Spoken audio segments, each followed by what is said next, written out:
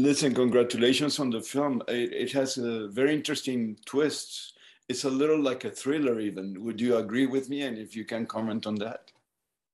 Absolutely. I've done sort of straight out dramas before, but for the last couple of years, I've done, crime or thriller TV series and movies where you have a dead body. And I love that, that drive that goes into a movie when you have somebody who's dead. I couldn't kill anybody in this movie, but I wanted to have that feeling of a thriller, a pressure, a surprise, even though it's a quite, straightforward, simple story about a relationship. I thought it was interesting if I could have that feeling of a woman under extreme pressure. So I'm glad you saw a small element of thriller in it. Yeah.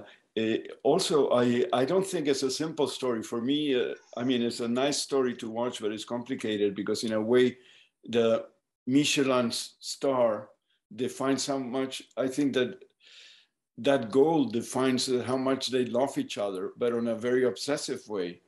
Would you talk about the relationship between the obsession, the workaholism, and the love structure within the couple? Yeah, but I think, this is a relationship which I think is something that many people know. I know it, that you can fall in love with people's ambition. That she has maybe had to hide the fact that she wanted everything, that she's ambitious on a personal level and on a career level, and the people around her probably said that that's not going to happen. And suddenly she finds somebody who says, "What's your problem? Let's go for it." And that kind of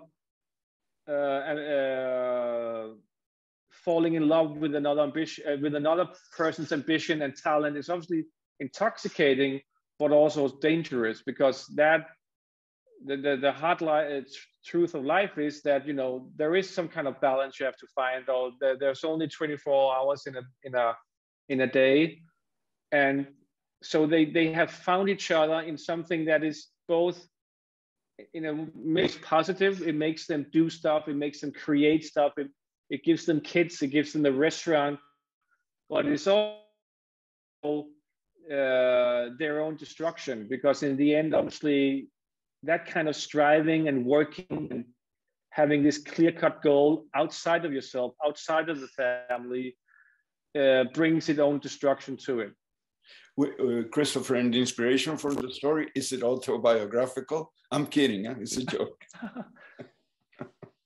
Luckily, I'm still with my wife, and she edited the movie. So I said at the beginning, I'm making a movie about us. I looked at it, it says, it might be a good movie, but it's not about us. And the inspiration, it was just how they... No, the idea of creating a story was about a modern family, about a modern relationship, and the struggles we have of finding ourselves and making a relationship work in nowadays. We don't have the economically pressure of necessity to be with another human being. We do it out of a feeling of love, of companionship, looking for kind of happiness. But there were so many outer constraints on relationship that it's almost an impossibility to make it work. And I wanted to look at that sort of very complicated life situation of modern relationship. I think you can pull from your own work, and we all have friends and families who are struggling and are not as successful as yourself. Yeah, I think the love relationship, there is no really betrayal, but because it's more searching and loneliness. I think she gets into a point in which she feels very lonely and not loved, and she needs to go and look for love. We all do that, so there's no betrayal, I think. What do you think? I would say the same. I mean, in a modern love story that is a grown-up story. It's not about having an extramarital affair, but it's what drove you there. What something was at loss in the relationship, and that's the big kicker. That's the real drama. What went wrong in the relationship that she had the need to go outside of it? But that the affair itself isn't that interesting. You have to be a little French about it. Everybody can accept that. It happens to everybody. But what makes you go there? There was an unhappiness. There was something that she wanted, that she had hoped for in a relationship, that come through. And that story is interesting. Why is something where we're so idealistic and we want it so much that we define our lives? Many modern people define their lives out through their relationships, and despite of that, or because of that, they still fail. What happens? What is it that we can make to work in these relationships that means so much, but then again we neglect them? So, Christoffer, what makes food? I mean, food is part of our culture, every culture, but in the last, I think, decade, food has become something else. Not only defines our culture, but it also defines our status, social status. Do you agree with that? And I think that the film explores that a little.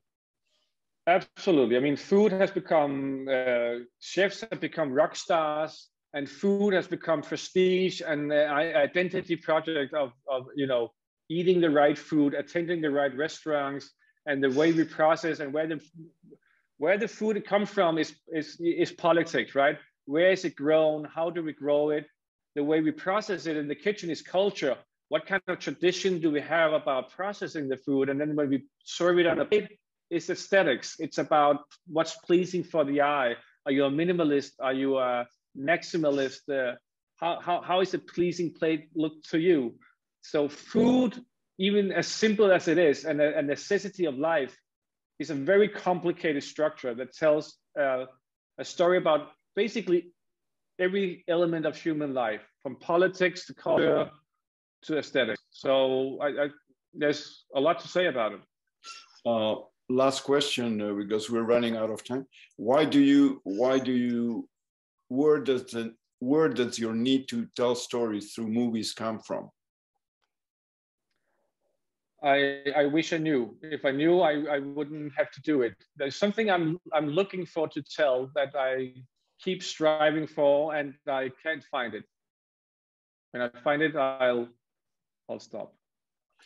Great, and thank you. I love the film. At the beginning, I thought, oh, it's going to be like a soft, but then it became something that explores something serious. I loved it. I was happily surprised. It was very nice. Thank you very much. Thank you. Thanks, everybody. Have a nice day, Joy. You too. Thank you. Thanks.